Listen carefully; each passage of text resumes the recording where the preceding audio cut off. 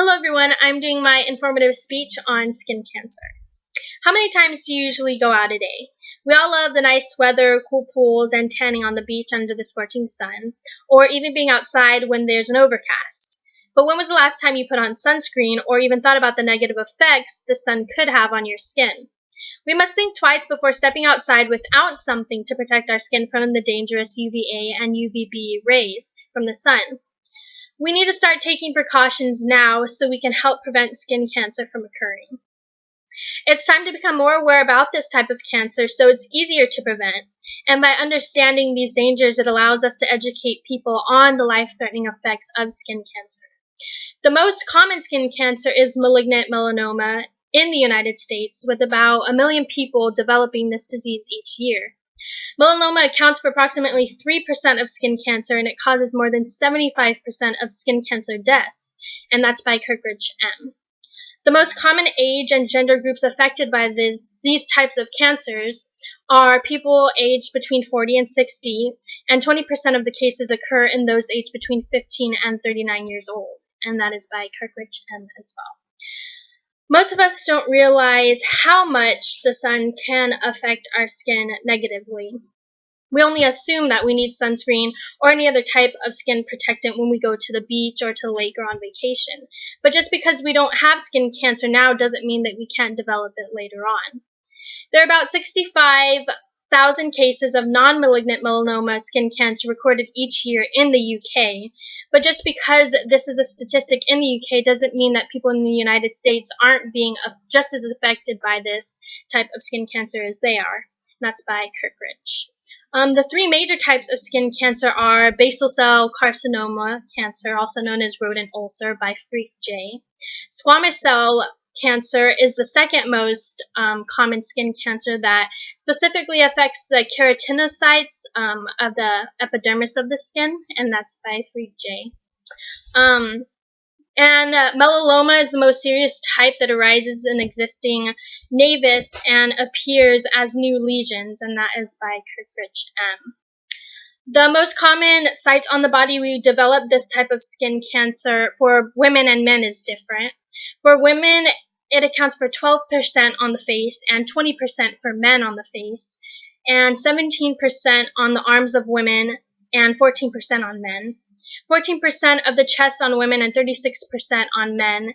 47% is the main area that women do get cancer, and 17% is on the men's legs.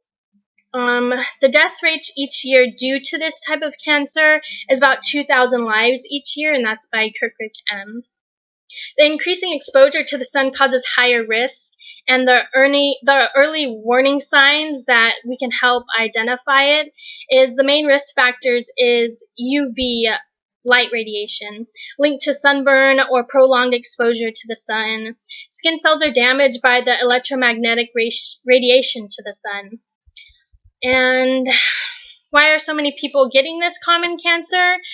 They just don't know the signs of malignant melanoma unless they have been educated on it, so they assume marks on their skin will just disappear when they don't realize the dangers of these suspicious marks or moles that accumulate.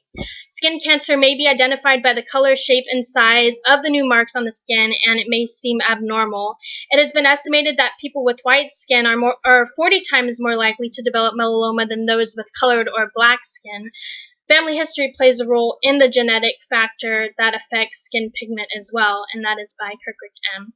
The shape of the molar lesion may affect individuals, as well as the border irregularities, bleeding, crusting, color variations, and diameter. And that's also by Kuhrik M. How people think they are protecting themselves just by, just wearing hats or umbrellas doesn't necessarily protect them from the sun. Sunscreen is the most effective way to prevent this type of cancer from occurring. Educating our healthcare professionals more on the different types of skin cancer may allow them to educate patients on the ways to prevent this type of cancer. By using SPF, UVA, and UVB radiation protection, always wearing sunscreen when in the direct contact with the sun, and staying out of the sun as much as possible. Surgical excisions are performed under anesthetics. Chemotherapy, radiotherapy, and immunotherapy are ways to treat these types of skin cancer, and that's by Kuhrik M.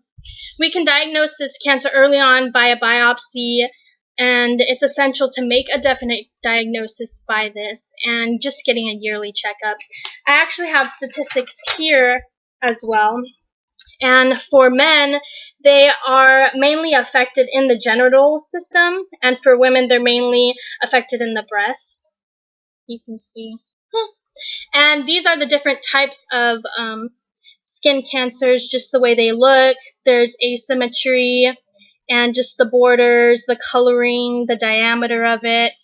And that's just kind of a way to give people an idea of what it could possibly look like on the skin and how they could be able to get treated for this if they do have this on their skin.